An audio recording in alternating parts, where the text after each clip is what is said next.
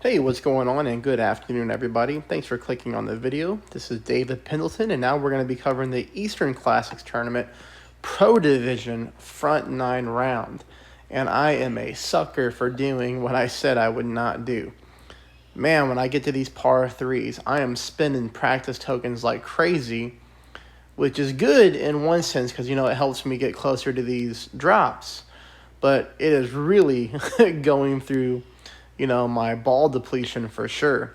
So I got to figure out a way to stop myself from doing that. But regardless, we got a lot of drops to show you. I wish I would have had a better round. Some of these shots I hit in practice and hit great balls when it came to the real deal. But regardless, we have a lot of replays here, a lot of really good shots to help you get to the top of your bracket. If you're not a subscriber, please become one. Secondly, if you like my videos, please take a moment there to hit the thumbs up. And if you're wondering about the Back 9 Pro, very off chance it'll be up later today. I got this out earlier than I thought, but more than likely it's going to be out very early tomorrow morning. So just stay tuned for that if you're able to wait a little bit. All right, hole number one, I am going to show you two different ways you can go about hole number one. Now, the first one is with the Berserker, which I believe is going to be the most common way to play.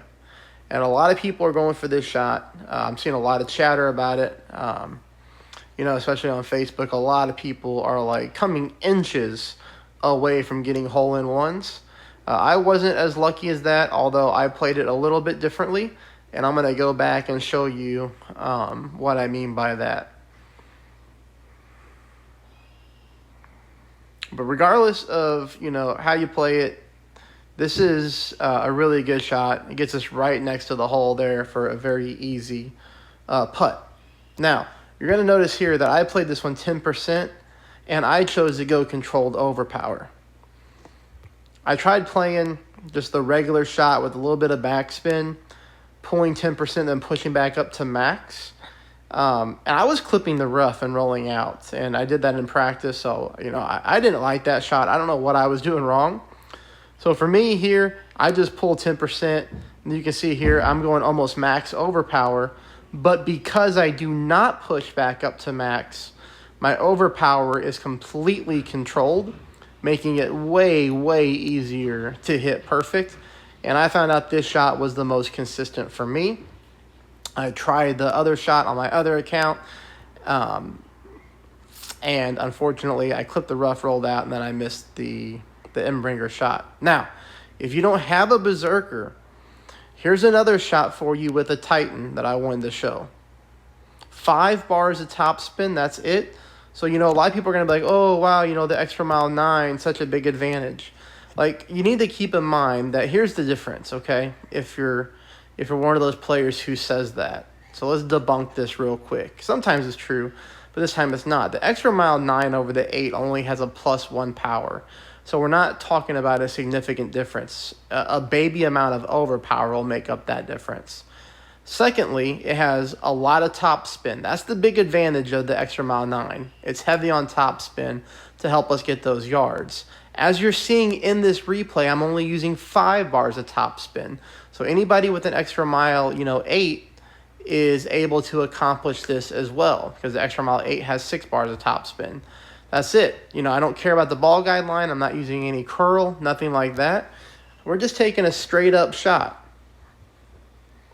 Now in this situation, I pull my rings, and because it's a power 3 ball, I do push back up to max. Notice here, all I need is just a little bit of overpower. It's not a lot of overpower at all, which is really nice. We're able to take this ball, clip the rough, roll it through down to the green, leaving us another putt for an eagle. Now, albeit this putt is a little bit further, but as you can see here, at least we have almost a fully controlled needle. I even hit a great ball, on the putt, dropped it in for the eagle. So I just wanted to show everybody that a couple different ways to play, but you're going to know your style better than anybody else and what you think is going to work best for you. And that's going to take us on to hole number 2. Hole number 2, easy par 5. We're going to be going with a big topper and then a katana That's all we need as far as ball strength goes, is just a P2 ball. What we're really looking to do is take advantage of the side spin of the katana. Now, your second shot, you need to figure out what club works best for you. For me, it's the Horizon. On this hole, it always has been, but you could also use a big dog. You could also use a Cataclysm. I'm going to leave it up to you. We need the power. We would like the top spin. And the curl is not going to be that important because we're only using about half a ball to curl anyways, if my memory serves me correct. So we drive this thing onto the fairway. Leaves us here for shot number 2. Shot number 2, I also play 10% at maximum distance of my club. You're going to see here we're going to go with quite a bit of top spin. We're going to go 2 bars of side spin to the right. That's it. We want the top spin over the side spin. We can use the curl to help get the ball where we want it to go. See that? Half a ball of curl. Perfect ball. This ball rolls very nicely onto the green, leaving us for a very easy putt on hole number 2. So you can start off -4 through the first 2 holes. All right, I feel like I spent a gazillion practice tokens on this hole right here, and I still couldn't get it to drop. But here's what I came up with. You can play 5% elevation at medium distance. I forgot to put that in there. 5% elevation at medium distance, then minus 0.1. So you might be like, well, what do I mean by that? So power 2 ball, 5%, 5.7 miles per hour is 5.4 rings.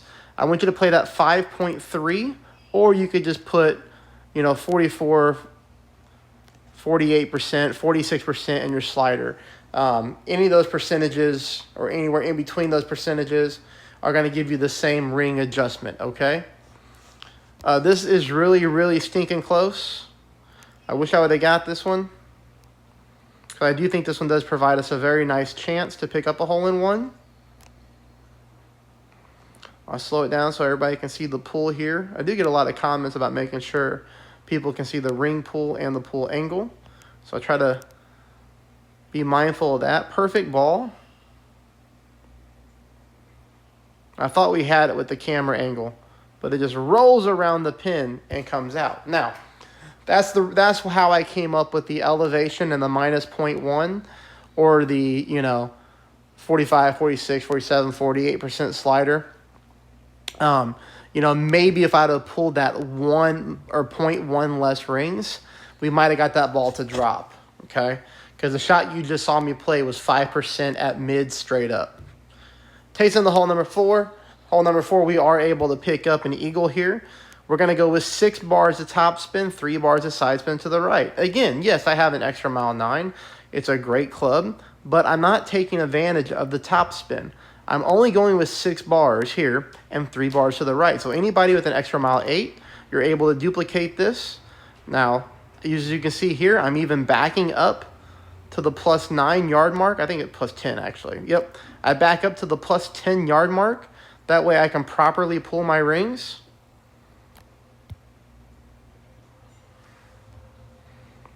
Half a ball of curl combined with just a smidge of overpower, not much.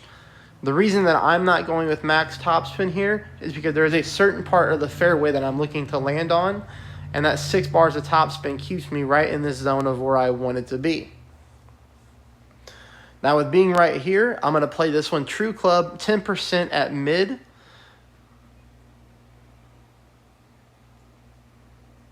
About 2.8, 2.9 bars of backspin for me, putting my ball guideline right at the hole.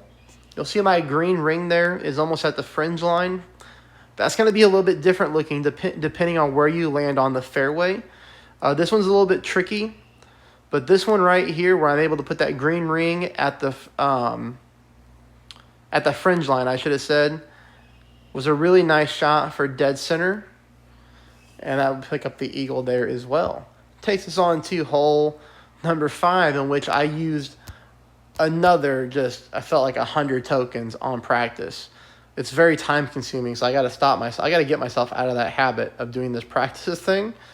But I was trying to find the rough bump that I played in the qualifying round. It's not here in Tailwind unless you use a power 0 ball. then of course that would be using a money ball. And I don't think there's going to be a lot of players that watch that have that specific of a ball, because it doesn't come out that often where we have a power 0 ball. I tried to use the Quasar.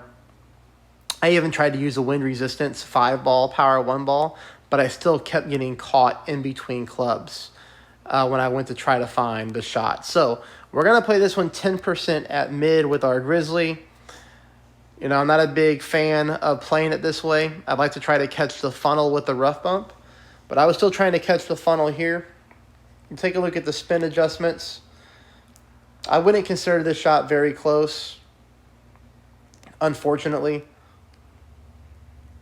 I think you can kind of take a look at my landing zone, and you know, you might be able to take yourself a couple tokens to the practice tee and see if you can get this one to drop. And we're really using the Grizzly here for the ball guideline. I really, really wish I was able to take that rough bump.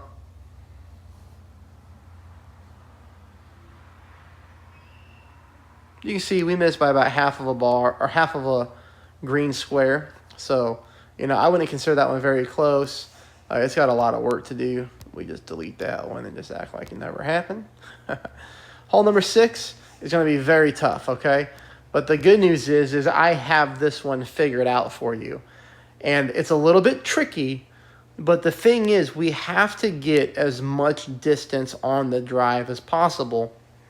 Of course, without rolling out of the fairway into the top hand part of the rough. So, this one's dialed in for sure. Here's what we're going to do. We're going to back our target up just like this. 2 bars of side spin to the left combined with 5.5 bars of top spin. Don't go more than 5.5. You're going to see here I'm all the way down at the plus 18 yard mark with my red ring touching the left-hand side of the rough line. So you see that there? Look at my red ring. Look at the left of the red ring. It is on the rough line. Now the tricky part here is when it comes to pulling the rings accurately. So you're going to pull, and then these trees are going to cut you off a little bit, but that's okay. Next thing you're going to do is you're going to push this up to max, okay? So remember, back your target up, 5.5 top, 2 left, push back up to max after you pull 10% elevation. No overpower, half a ball of curl to the left. I know that's a lot to remember, but this one, you know, in my opinion, is a very challenging par 5. But you can see here we're getting a lot of distance, and this is a really nice drive. That's going to make shot number 2 really simple for us with the Guardian. Again, it's Guardian for me. You can play it with your big dog. You can play it with your Cataclysm. I really like the backspin of this club on this hole, and it's going to ensure that we land on the green. So you can see here I got a little nervous trying to find the course. I hate when that happens, but I found it again. So I would have been terrible to miss a shot there. But we get it back. You can see here quite a bit of curl to the left.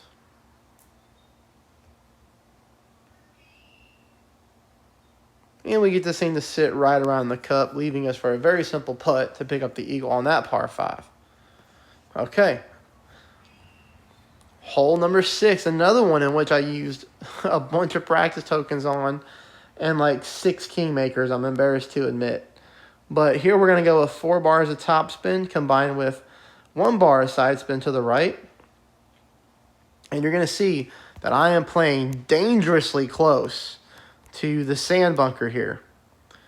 I've got about half of my yellow ring in the sand bunker. Now, of course, the rings are a little distorted because we're coming from a high point to a low point, and about half the yellow ring on the rough, going for the rough bump. Ball guideline significantly through the hole, as you can tell, right there. Again, this is a 15% pull at max.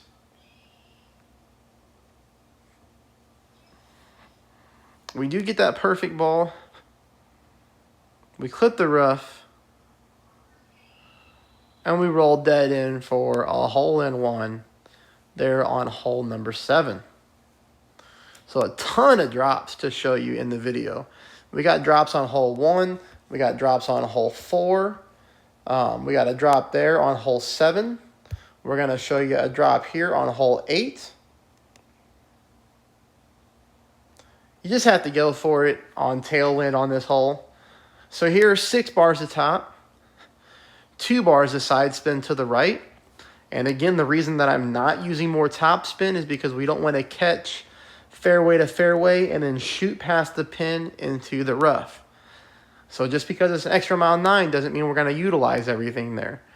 We are going to go with some overpower combined with half a ball of curl to the left. So I would call this half a ball of OP, half a ball of curl to the left. We kick one fairway, we do clip that rough, and we roll out very nicely onto the fairway here in front of the green. We're going to take that all day. Here, we just chip in. Frustrated because I played this one on my other account and I pulled the rings trying to be accurate for the video, when normally on these types of shots, I just eyeball it and I just shoot, which is exactly what I'm doing here. I was going to pull rings. Then I said, you know what? I'm not going to do that. I'm just going to eyeball it and play it the way that I normally always do, which is exactly what I did. And I get the ball to drop no problem.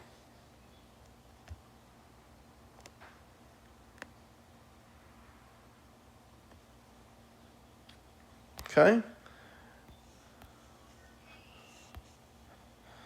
That's going to take us on to the last hole. Hey, please, everybody, if you're not a subscriber, become one. You know, it would mean a lot to me. Be super pumped to grow some subscribers during this tournament. And then secondly, take a moment there to hit that thumbs up button if you find the video helpful. Hopefully I've helped you with a hole or two and you're able to have a very strong round. Here we're going 10% elevation. We're using a lot of curl. Just using that Kingmaker to help fight against the wind. That's really it. But all in all here, this in my opinion is a very easy par 5 to pick up the eagle on. I tried to get a little bit cute here, 20% at max. And I tried to line my shot up the pin. Now this is what I did on my first attempt with my other account. But then the ball missed by a mile to the right. So after I found my spot, I tried to add 0.8 bars of side spin to the left. So you can kind of see my ball guideline there is aiming really, really left of the pin. Now, you're going to notice that even though we're aiming that far left, we do miss left. So we add too much side spin to the left, but we don't miss near as much as our aim point was. So I feel like that's a good little trick. We might want to just add 0.2 bars of side spin to the left after we find our landing spot. But that's it. Good luck, everybody. Let me know how you do. And again, back 9 is going to be out at the latest by tomorrow morning, pretty early in the morning my time. Best of luck.